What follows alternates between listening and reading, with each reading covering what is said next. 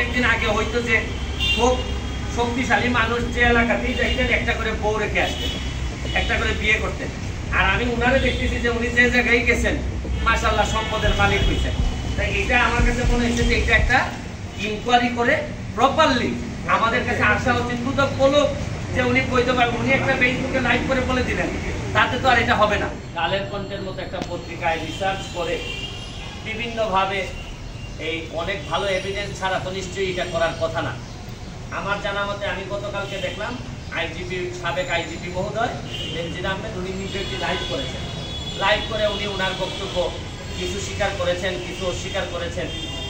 এখন প্রশ্ন হচ্ছে কি যে একজন আইজিপি 34 বছরের জীবনে যে বেতন হয়, বেতনে প্রায় 1,74,00,000 টাকা হয়, 1.2 কোটির মতো। কিন্তু দেখা যাচ্ছে যে শত শত কোটি টাকার মালিকানা ওনার আছে, যেগুলা কাগজের হিসাবে আসছে। আর বে হিসাবে যে কি আসছে এটা একমাত্র আল্লাহ মাহবুব ছাড়া তো আর কেউ জানেন না, বা কি আছে ওনার। এখন দেখা যাচ্ছে ওনার মেয়ে এবং ওনার ওয়াইফ দুইজনেরই কোনো ইনকামের কোনো লাইনই ছিল না, বা এরা তো ইনকামও করে না। তারপরও 6টা কোম্পানি থেকে শুরু করে কোটি কোটি টাকার সম্পদ উনি বানাইছেন। এবং মজার বিষয় হচ্ছে গিয়ে গোপালগঞ্জের মতো জায়গায় 600 বিঘা, 800 বিঘা আরো পাশে কত হয়, 800 বিঘা। তা আর কিছুদিন সময় পাইলে তো গোপালগঞ্জই কিনে ফেলতেন মনে হয়। তা আমাদের সবাইকে আল্লাহ বাঁচাইছে যে বেশি দিন সময় পান নাই। আমি দেখা যাচ্ছে যে উনি বৈধ বা অবৈধ করে যে সম্পদ বানাইছেন, আর কিছুদিন হইলে হয়তো ওনার জমির উপর দিয়ে আমাদের বঙ্গবন্ধুর মাজারে যাওয়া লাগবে। তো এত সম্পদ, আপনার শত শত কোটি টাকার ব্যবসা প্রতিষ্ঠানের মালিক, এর স্ত্রী ও 2 মেয়ে 2 লাখ শেয়ার কিনেছেন। তো রিসোর্টের জন্য এলজিডি আবার 7 কিলোমিটার রাস্তা ওনার করে দিচ্ছে। যাই হোক, আইজিপি মহোদয় থাকলে এলজিডি তো একটু আপনার ফেভার করতেই পারে, বা একটা ভয়ের প্রশ্নও থাকে। তাই এখন প্রশ্ন হচ্ছে কি বৈধ অবৈধ, এখন প্রশ্ন হচ্ছে কি এত সম্পদের রিপোর্ট আসার পর আমি ভাবছিলাম যে আমার মনে আশা লাগবে না। দুদক নিজেই হয়তো এত বড় জিনিস দেখার পর দুদক, আবার শুনতেছিলাম ও দুদকের চেয়ারম্যান মহোদয় বলছিলেন যে ওনারা একটা চিন্তা ভাবনা করতেছেন।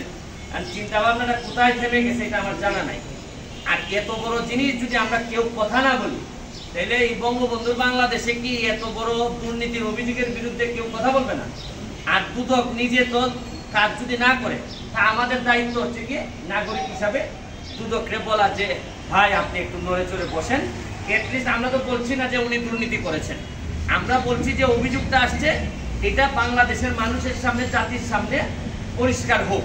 মানে উনি সেন্ট মার্টিন, কক্সবাজার, কুয়াকাটা যে সব জায়গায় গেছেন, মোটামুটি কোনো জায়গায় তো দেখেছি যে জায়গার বাকি নাই। ওই আমাদের এখানে আগে অনেকদিন আগে হয়তো যে খুব শক্তিশালী মানুষ যে এলাকাতেই যাইতেন একটা করে বউ রেখে আসতেন, একটা করে বিয়ে করতেন। আর আমি উনারে দেখতেছি যে উনি যে জায়গায় গেছেন মাশাআল্লাহ সম্পদের মালিক হয়েছেন। তাই এটা আমার কাছে মনে হয়েছে যে এটা একটা ইনকোয়ারি করে প্রপারলি আমাদের কাছে আসা উচিত। দুদক বলুক যে উনি বইতে পারবেন, উনি একটা ফেসবুকে লাইভ করে বলে দিলেন, তাতে তো আর এটা হবে না। এই জন্য আমি দুদককে অ্যাপ্লিকেশন দিয়ে গেলাম। এর পরবর্তীতে যে আপনারা জানেন যে যেসব ব্যবস্থা নিতে হয়, অ্যাপ্লিকেশন যদি দুদক মনে করে আমলে নিবে না, তখন আমার যেসব জায়গায় যাওয়ার বিষয় আছে আমি ওইসব জায়গায় নক করব। আমার প্রশ্ন হচ্ছে যে বঙ্গবন্ধু কন্যা জননেত্রী শেখ হাসিনার একটা মিশন হচ্ছে গিয়ে দুর্নীতির বিরুদ্ধে প্রতিবাদ, দুর্নীতির বিরুদ্ধে কাজ করতে হবে এবং দাঁড়াতে হবে। আমি একটা এই প্রথম, কিন্তু আমি এমপি হিসাবে এই প্রথম আসছি।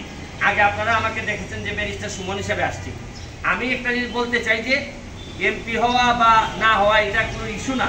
ইস্যুটা হচ্ছে গিয়ে যে সব জায়গায় দুর্নীতির ব্যাপারে অন্যরা কথা বলবে না, আমার যদি সামর্থ্য থাকে, শক্তি থাকে, সাহস থাকে, আমি কথা বলবো।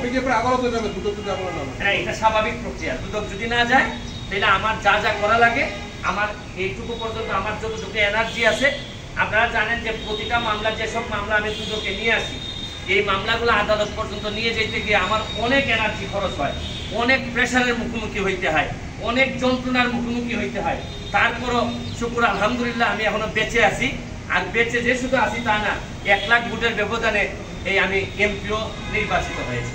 যেহেতু আপনি সংসদ সদস্য আপনার না, সংসদের যে জায়গাতে কাজ করা, আমি একজন ইন্ডিপেন্ডেন্ট ক্যান্ডিডেট হিসাবে আমি, আপনারা জানেন, বিভিন্ন দুর্নীতির বিষয়ে কথা বলে আসতেছি। আমি সুযোগ পাইলে বলবই, কিন্তু সংসদ তো বিচারের জায়গা না, সংসদ তো ইনকোয়ারি করবে না, আইন প্রণয়নের জায়গা হচ্ছে সংসদ। তাও আমি সুযোগ পাইলে আমি সংসদে এইসব কথা আমি বলবো। আমি তো যেটা করতে পারবো, দুদকের ভূমিকা নিয়ে আলোচনা করতে পারবো, কিন্তু ইন্ডিভিজুয়াল একটা দুর্নীতির অভিযোগের ভিত্তিতে কেন এটা তদন্ত হচ্ছে না, এটা তো আমাকে দুদককেই বলতে হবে।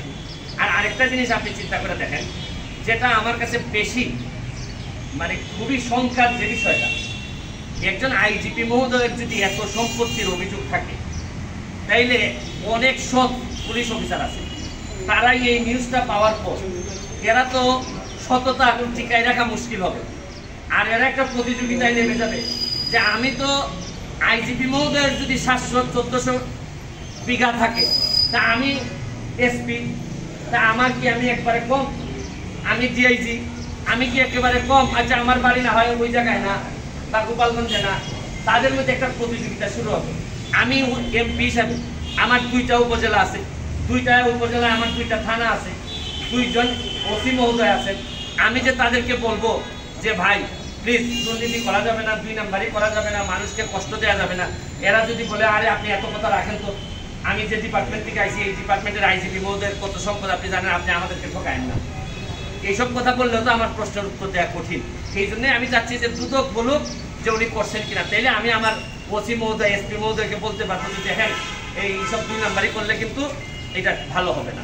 এটা উনি বেশ কষ্ট করে বলেছেন এবং সব অভিযোগ 45টা অভিযোগ উনি দাবি করেছেন যে সব ভিত্তিহীন। আচ্ছা, কিন্তু উনি এই 24 মিনিট 52 সেকেন্ডের ভিডিওতে একবারও এর বিরুদ্ধে আইনি পদক্ষেপ নেওয়ার কথা বলেননি। এটা কি ওনার কোনো দুর্বলতার কারণে? আচ্ছা, উনি কি বললেন না বললেন, প্রতিটা যারা অপরাধী হয়েছে শেষ পর্যন্ত, কোনো অপরাধী শেষ পর্যন্ত কেউ কি বলে যে আমি এটা করছি, তাহলে তো বিচার উনি করে ফেলতেছেন। আমি তো উনি কি বলছেন না বলছেন এটা আমার জন্য ফ্যাক্টর না, বা কালের কণ্ঠ কি বলছে বা কেন বলছে কালের কণ্ঠ, উনি এত সম্পদ অর্জন করছেন, আগে কেউ কোনো সাংবাদিক কথা বলে নাই। এখন এই উনি রিটায়ারমেন্টে যাওয়ার সময় সাংবাদিকরা সুবিধা পাইছেন, ধরেন করছেন, তারপর আমি অ্যাপ্রিসিয়েট করি যে আচ্ছা যাই এই অপরাধী যেই হোক এটা রিপোর্ট তো আপনারা করছেন, তা আগে করলে তো উনি আরো সতর্ক হইতে পারতেন। তো এইটাও তো একটা আমাদের একটা দুর্বলতা আছে। উনি কি বললেন না বললেন এটা আমাদের জন্য ইম্যাটেরিয়াল। আমাদের জন্য হচ্ছে কি যে প্রতিষ্ঠিত সংস্থা আছে তারা, আমি একটা অভিযোগ আমার বিরুদ্ধে আপনি বললেন, আমি হয়তো বলবো না, আপনার বিরুদ্ধে করলে আপনি না করবেন, কারণ আপনার বিবেচনায় আপনি হয়তো চিন্তা করছেন যে আরে আমি এত বড় অফিসার, আমার কিছু সম্পদ নেই, এটা তো বৈধই, এত কথা কিসের, আমি কত বড় চাকরি করছি। তো এই বিবেচনা তো উনার বিবেচনায় তো হবে না, হবে হচ্ছে গিয়ে প্রাতিষ্ঠানিক যে সংস্থা তারা বলবে যে উনি আদৌ করেছেন কি করেন নাই। That's all. ওনারা যদি বলে যে উনি কিচ্ছু করেন নাই, উনি একেবারে দুদক যদি বলে না কোনো উনি দুর্নীতি করেন নাই, সব সম্পদ সাদা পানির মতো, তাহলে আমরা সবাই মিলে একটা গোলাপ ফুল নিয়ে আবার গিয়ে বললাম বা ইজ্জত বলি যে ভাই আপনার ইজ্জত আবার ফিরে আসুক, আমরা করবো। আপনি অনেকগুলো অভিযোগ দিয়েছেন এ পর্যন্ত, আমরা দেখেছি দুদক কেন আপনার অভিযোগের প্রেক্ষিতে কোর্ট থেকে আদেশের আগে ধরে চলে না, এই জায়গাটা আপনি দেখেন আমি যতগুলো অভিযোগ দুদকে নিয়ে আসছি এর মধ্যে অনেকগুলা কাজ দুদক এমনিতেই করেছেন, কিছু করেছেন, আর কিছু জিনিস আছে কি আপনার ওই সেলফ স্টার্ট নেয় না, দুদক নিজে স্টার্ট নেয় না, তখন করতে হয় কি পিছন থেকে ধাক্কায় ধাক্কায় স্টার্ট করে দিতে হয়। আপনি দেখছেন আমাদের ওই যে পুরাতন গাড়ি অনেকদিন পুরান হয়ে গেলে সেলফ স্টার্ট নেয় না, তো তখন করতে কি পিছনে সাংবাদিক বা আমরা যারা আছি তখন ধাক্কাইতে আছে, ভাই একটু ধাক্কাইলে স্টার্ট হবে। তবে আমার একটা বিশ্বাস, আমরা ধাক্কাইয়ে যদি দুদকটা স্টার্ট করতে পারি আমার মনে হয় যে দুদক চলতে পারবে। আর আমাদের দুদকের যিনি চেয়ারম্যান মহোদয় একটা ইন্টারভিউতে দেখলাম উনি বলছেন যে দুর্নীতিবাজরা এখন বুক ফিলিয়ে রাস্তায় হাঁটে, তো এই কথা বলে তো ওনার দায়িত্ব শেষ হবে না, ওনাকে তো কিভাবে এরা বুক ফুলিয়ে না হাঁটতে পারে এটার বিরুদ্ধে ব্যবস্থা নিতে হবে। আর যদি একেবারেই কিছু না নেন তাহলে আমাদের সবার মিলে দেশ ছাড়তে হবে।